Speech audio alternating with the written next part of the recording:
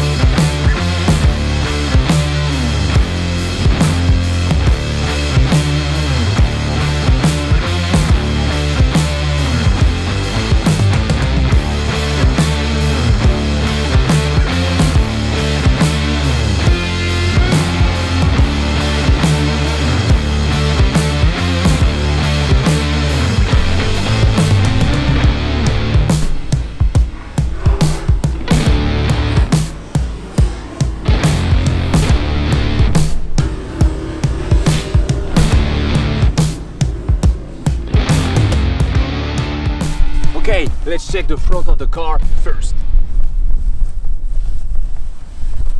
So first of all, the SG springs on the front are stiffer than the SF springs. So that results on a higher lift. And you're gonna say, hey Jordan, an higher lift? That's awesome, this is what we want. We want the Forester all up above the ground, and that's great news. Yeah, sure, but with the 2-inch lift block on top of the struts, we end up with the maximum angle the CV can take. And that means more CV boot wear, and when you lift a front wheel while off-roading, it will even damage your CV cups, just like you can see on these pictures. And that's not ideal. Secondly, the springs are just too stiff, and you can really feel it on the steering wheel during rocky section on the trail, and that's not very comfortable. Okay, and now I'm still talking about the front suspension of the Forester, but not springs anymore, but struts. And the problem is SG struts spring perch are actually lower than SF ones. And with stock wheels, that's gonna be a very tight fit with bigger tires.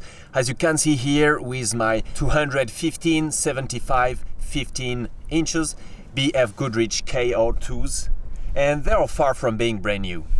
It's a very tight fit, and you can actually see some scratches on the spring perch here. And to fix that, you will have to run spacers or low offset wheels. And now the rear suspension. And as you can see, no, actually you can't see anything. Let's go to the other side.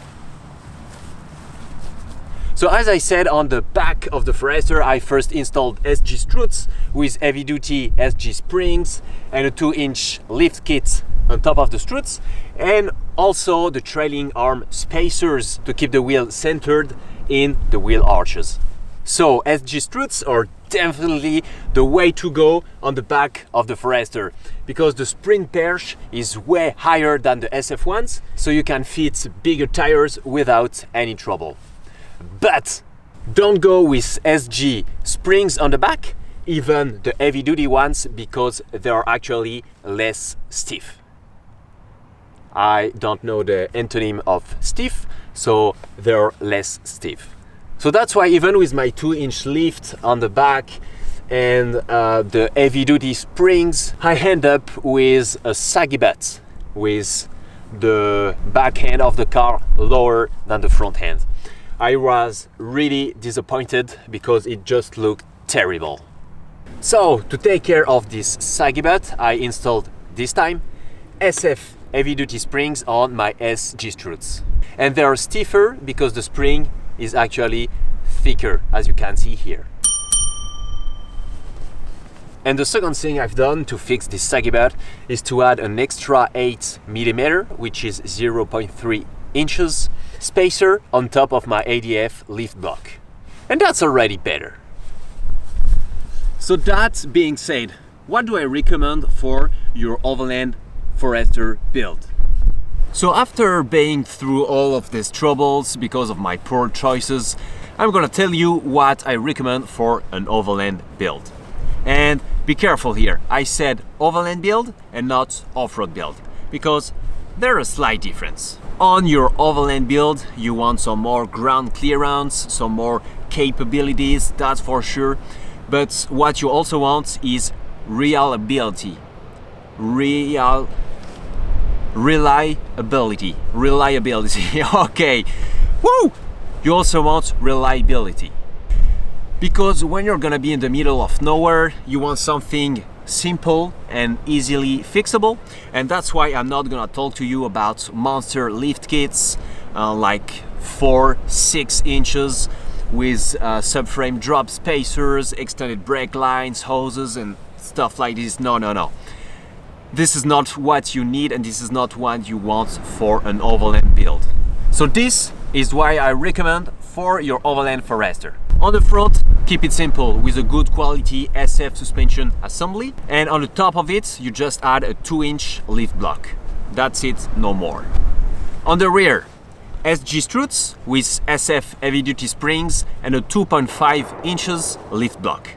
Don't forget the SF top hats for your SF springs, and also the trailing arm spacers to keep your wheel centered.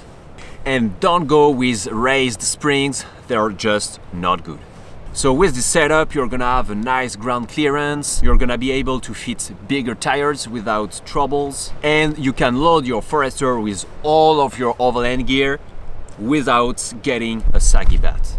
It's also a simple and reliable setup you can install and work on by yourself.